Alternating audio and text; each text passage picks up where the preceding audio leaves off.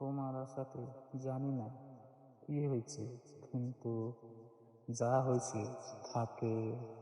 আমারই তো জীবনটা ধ্বংস হয়েছে, কিন্তু আমার কোনো যাতে আফসোস নাই, কারণ উপরেও একজন আছে। সে ছেড়ে দেয় না। সে তার পূর্ণতা ঠিকই দেখাবে, হয় 2 দিন আগে, নয় 2 দিন পরে।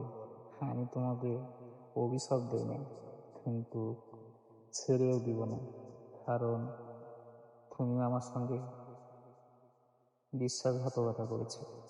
বিশ্বাসঘাতকদের কখনো মাফ হয় না। তাই তোমাকে আমি মাফ করতে জীবনেও পারবো না।